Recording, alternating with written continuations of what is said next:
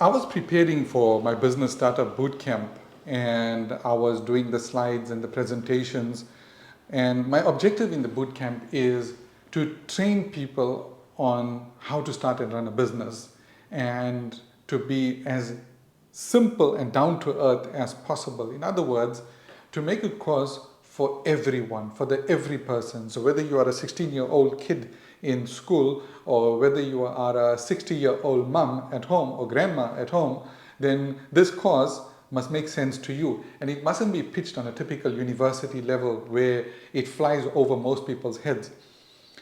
Now, while preparing for the bootcamp, I recall an incident that I experienced, which is really quite a nice incident because it really set the tone for me as a teacher in how I go about teaching. So the story went like this. A few years ago, I attended a seminar on education, and there were these lecturers. There were some top-notch lecturers in education from South Africa, some from the USA, and I think one or two other countries. And there was a discussion around learning problems at some of South African schools, particularly the rural and township schools. And there were these guys that were sitting and conjecturing about and giving their thoughts and ideas around the pedagogy and the learning challenges of the learners, etc. And it was going on and on and on and on. And then all of a sudden, this one teacher stood up, an old person. She stood up and she said it like this, right? She said, "You people don't know what you are talking about." And so everybody just stopped and they were looking at her. So somebody asked her, "What do you mean?" She said, "You are sitting here trying to conjecture, trying to guess about these learners in the township and rural schools and what are their learning challenges and their learning issues. Yet I can be 100% sure that none of you have ever been to one of these schools. But yet you sit on your ivory towers and you try to make all kinds of deductions and all kinds of guesses about who these learners are. Let me tell you what's the problem. The problem is not that my learners are learning challenged. It's not that my teachers are not doing well. It's that my learners are hungry. They wake up in the morning, there's no breakfast at home. They go to school, there's no lunch in their bags. So they sleep hungry, they wake up hungry. They go to school hungry. Now, when a person is like that, you try it. You try it. Don't have supper, don't have breakfast, and try and learn. Try and sit still and pay attention to what the teacher is saying. It will be impossible. So it's not that there are learning issues. It's that my learners are hungry. I am in the trenches. I know what's going on. Now, that incident of the teacher really set the tone for my career as a lecturer and a teacher. And the main objective of every teacher, of every lecturer, is not to show how clever you are, not to show how much of knowledge you have and how many books you read and how many PhDs you got, but to come down to the level of your student and to explain to them what you need to explain at their level in a way that they understand, internalize, and be able to practice. Now, the trouble with most business courses that you'll see, and particularly the ones coming out of universities, is that they are pitched on such a high level that nobody can really understand unless you are academically inclined. You can't really understand what's going on. They just fly over your head. So you'll get a course. Certain lecturer teaches digital marketing. A certain lecturer from the university or whatever department of business, department of commerce is teaching business skills. Yet that person has never done business a day in their life. That person has never sold a thing a day in their life. And that's a problem for me. That is a problem for me. And it's a problem for me because I am a businessman and I understand the challenges that go with business, which no amount of education, reading, YouTube videos, university courses can prepare you for the challenges that I face in business or that every entrepreneur faces in business. I mean, think about it, right? They speak about resilience in business. And it's so great, such flowery words when they talk about resilience in books, when you talk about resilience in a in a talk, in a lecture. But it's easier said than done. It's really easier said than done. Why? Because you've been chasing, as an entrepreneur, you've been chasing a deal. This deal is going to change your life forever. It's going to change your business forever. It's going to change your family's financial, economic status forever. And you're chasing that deal for months and months and months. And then suddenly they send you an email saying, sorry, we decided not to go forward with this. That's all. Try to be resilient from that, my theoretical friend.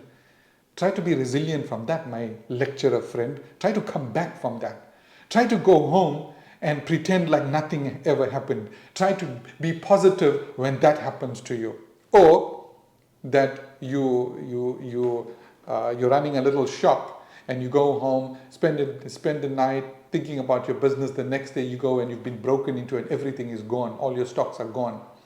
Or that you made a financial decision, you hired somebody and it was an absolute disaster. Try to come back from that and be positive.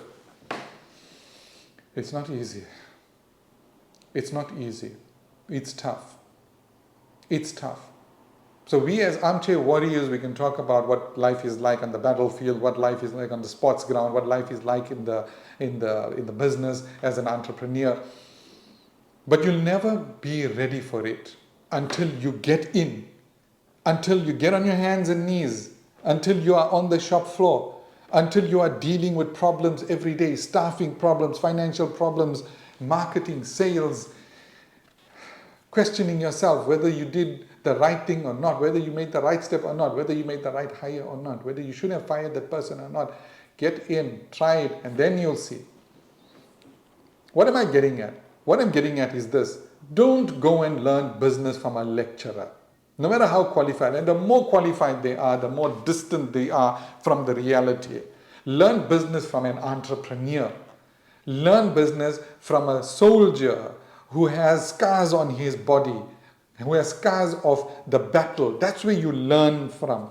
Today there's this whole, I don't know, it's a modernity thing, right? In modernity, we are taught that the people from the universities are the learned ones, they are the educated ones, and we all need to look up to them. With due respect. With due respect to universities and to lecturers, I'm not trying to run them down. But what I'm saying is something as practical as business, something as difficult and as challenging as business, you cannot learn from lecturers. You learn from people who have the experience. Now, yesterday I had a meeting with a client, a potential client, huge client, and I'm saying 60,000 workforce. That's how huge they are. And they came and sat in front of me and said, you know what, we are getting students coming from universities with degrees in computer science and degrees in business analytics, business analysis, and they cannot do a simple business process mapping. And that's the problem we are facing.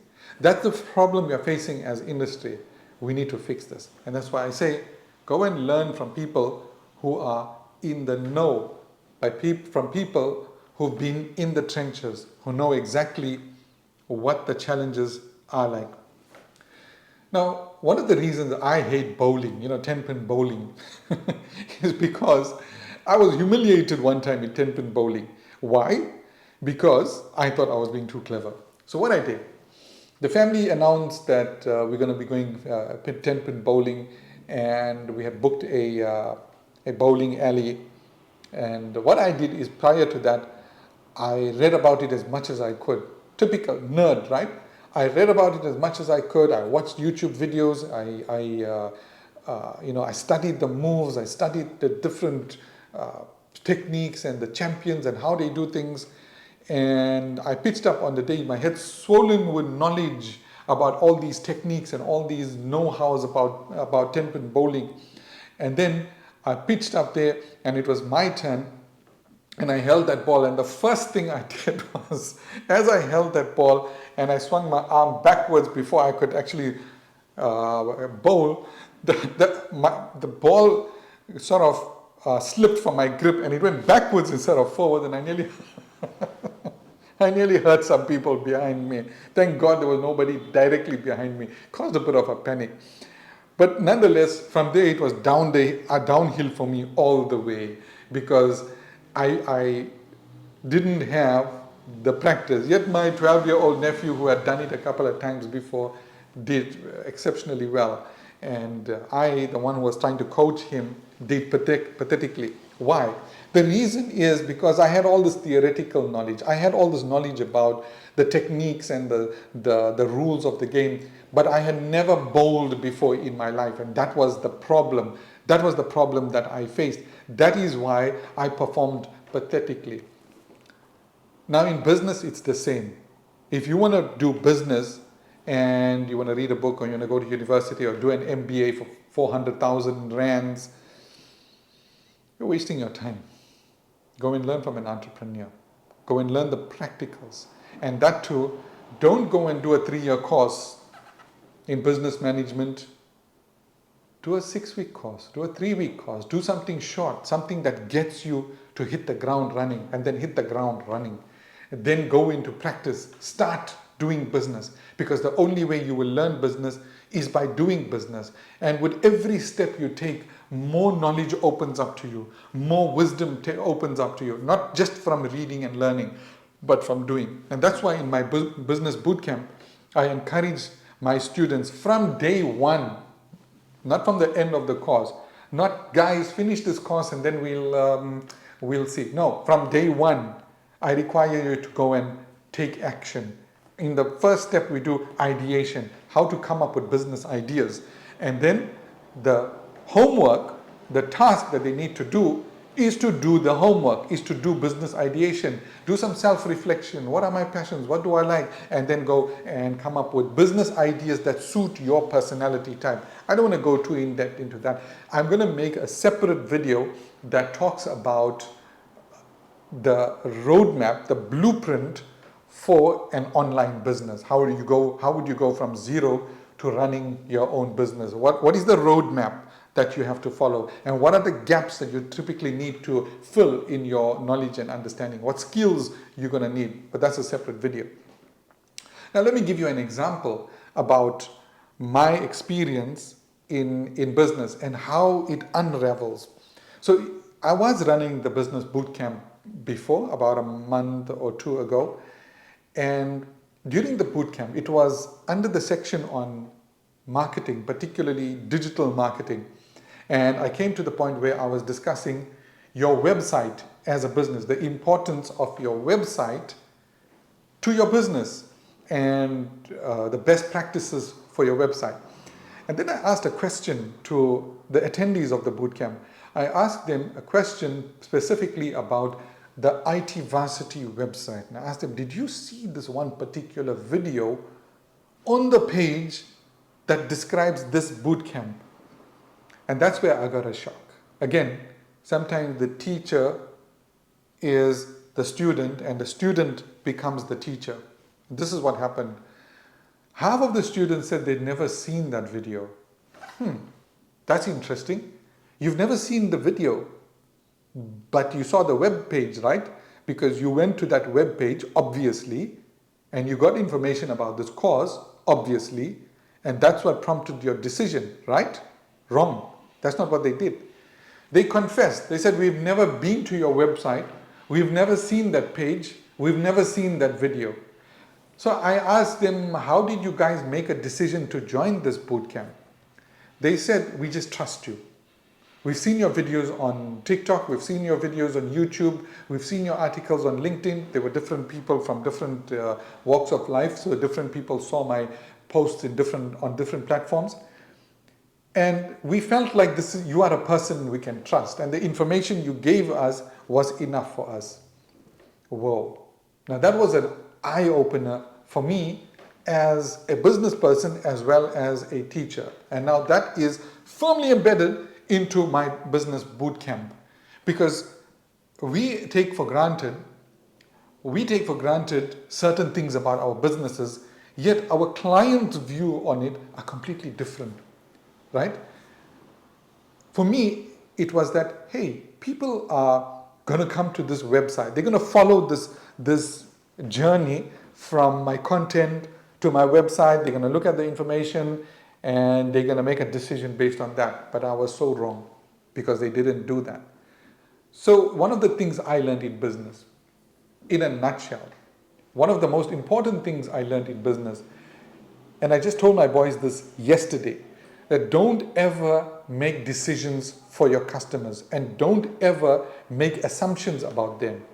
If you are not sure about something, either test it out or ask them directly. Ask them directly, is this something you prefer?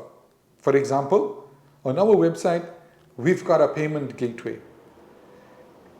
So you go to the site, you go to the page of the course you are interested in, you click a button, you enter your credit card details, and that course is instantly opened up for your convenience.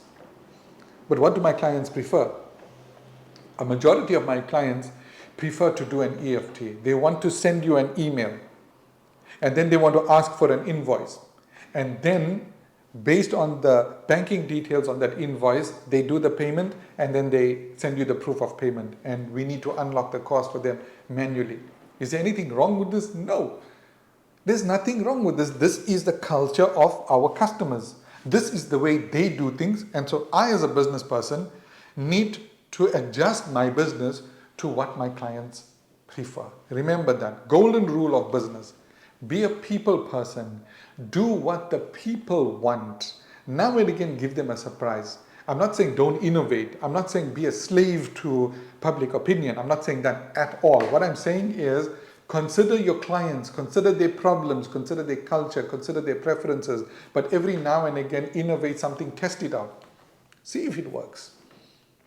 And that's what I said to my sons. I said, guys, yes, you want to use this online e-commerce platform with credit card payments, but don't make that the only option. Try and nudge the clients into that. Show them how good this is and how convenient it is. It's instant.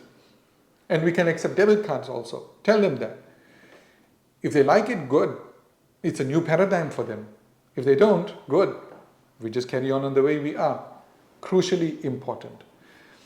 The other thing about that I teach in my bootcamp is, other than just the structure of business, the how-to of business, I love to teach the essence of business. What is the mindset that you need to have when you decide you're going to start a business? What is the mindset that you need to have when you are running your business? What is the mindset that you need to have when you experience wins and when you experience losses? When things are going good, what is the mindset? When things are going bad, what is the mindset that you need to have? And I think that's crucially important. And that's coming from my own personal experiences. And the reason I do this is because nobody talks about the mindset of an entrepreneur. How do you deal with it when you've taken a serious knock? How do you deal with it when you're trying everything and things are just not working out? How do you deal with it when you suddenly scored a massive contract after years of trying? Because there's a way to deal with it, right? You don't just go crazy and start spending wildly. There's a way to deal with it. Rather than becoming proud and arrogant, you get humble. So nobody's talking about that. But I've infused that into my bootcamp. Now, one of the things that I talk about with regard to the essence of business is how to be beyond resilient. I spoke about resilience earlier, and business will test you. You know, I always say, you want to learn, you want to get close to God, don't go to the mosque, don't go to the church, don't go to the synagogue, temple, start a business. Start a business. You learn to recognize God when it's coming to the end of the month and you're looking at that bank account and there's barely enough. There's barely enough to pay one staff member. And yet, you've got 20 staff members that you have to pay their salaries, not to mention your own drawings. There's no, you're running out of money for the month. There's not enough food. There's rent to pay, business rent, home rent, and the business is not coming through. That will get you closer to God than any amount of praying. Trust me. And when you do pray at that time of the month, I promise you your prayer will be more sincere than ever. Now, I don't mean to make business sound hard. Business is not hard. It's like with anything in life. If you've never done it before, it sounds very difficult. If you've never played the guitar before, it sounds difficult. If you've never played chess before, it sounds difficult.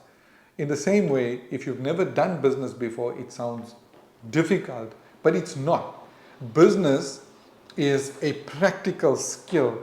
Every step teaches you something more and opens up more knowledge and wisdom for you. That's how business is.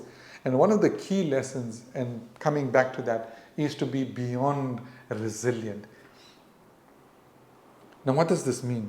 I'll give you an example. Nassim Taleb, in his book Antifragile, that's one of my favorite books ever. It's a difficult read because Nassim is a philosopher, right? And he talks on the level of the philosophers. And he wrote this book, Antifragile, where he talks about the black swans. You heard of the movie Black Swan? Well, the idea came from his books. So he spoke about black swan events that are unexpected and cause a major shakeup of the status quo. And so he asked the question in his book that if your business experiences one of these black swans, what will be the state of your business afterwards? There's one of three states your business can go into, you can go into. A, everything collapses, finish, that's it. B, you are resilient. You experience that shake-up, that little earthquake, and then very quickly you come back to where you were.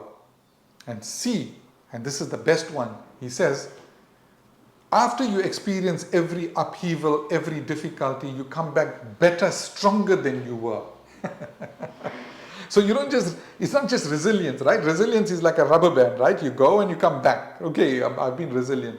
But what Nassim Taleb is talking about, he says, that's what you call anti-fragile. Anti-fragile means with every difficulty you go through, you come back stronger. You hit back harder. Life gives you a kick in the stomach. You kick back harder. You come back stronger. You're walking, you get a knock on your head, you're knocked over, you get up, you walk faster, harder. That's what anti-fragile is. And for me, ever since reading that book, that's become my personal philosophy. That in my business, rather than being resilient, resilience is not good enough for me. Resilience is not good enough for growth in my business. What I want to be and what I aim to be, and I always teach my staff, my team, be anti-fragile. When you experience a difficulty, whether it's in your business or your life, come back, hit harder, come back stronger, come back better, a better version of yourself. Be anti-fragile. And that is the secret. In that way, what will happen is this. And these black swans always happen in business. These unexpected challenges, these unexpected earthquakes always happen. You lose a key client. You lose a key staff member. You make an incorrect business decision and it leads to a loss in your business. Any number of things can happen. Either things that are in your control or things that are out of your control, things that are caused by people, things that are caused by nature. Things they call acts of God. These things happen. In business, these things happen. What you need to do is to train yourself to become stronger with every difficulty you face, to become a better version of yourself, for your business to become a better version of itself every time there's a hardship, there's a challenge. Now that is what I teach people in my business bootcamp. You see, you don't just get that out of books. You don't just get that out of lectures. You get that out of learning from an entrepreneur. And that is anti-fragile. If you are anti-fragile, then you are ready for business. Now, before I conclude, I just want to tell you about my business startup bootcamp. So my business startup bootcamp is something that I'm extremely passionate about because this is a course that is based on my own journey as an entrepreneur. I think it's more accurate to describe it as a description of my journey over the past 15 years as an entrepreneur, well, almost 15 years. From the time I started a business in my backyard up to today when it has become IT Varsity, that accredited institute that produces hundreds of software developers every year.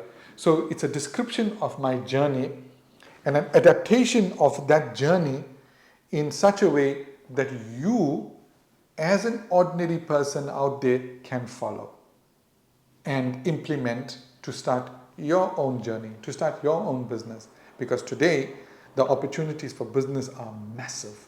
The opportunities for starting your own side gig business are unbelievably massive. And just as the global employment sector is on a decline, it is declining slowly, slowly. Entrepreneurship is going up. Why? Because it's never been easier to start a business. You don't need premises, you don't need capital, you don't need stocks. You can start a business with nothing more than a cell phone. All you need is a cell phone, and if you've got that, you can start a business. And here's the best part, a low risk business. Now, when people talk about business, and I asked this question on LinkedIn, and one person responded and he said, I didn't start a business because I was scared to leave my job. Who is asking you to leave your job? Really, do you think that to start a business these days, you need to leave your job? If that's your mindset, then you're getting your information from all the wrong places. Go and get your information from the correct places. You can start a business as a side gig. You can make as much money in your side gig as you are making in your full-time job. I can tell you that with confidence because I did it. I'm not talking from theory here, I'm talking from experience. So, this is the golden age of business, and my bootcamp is there to teach people. That's my timer. It means stop talking now.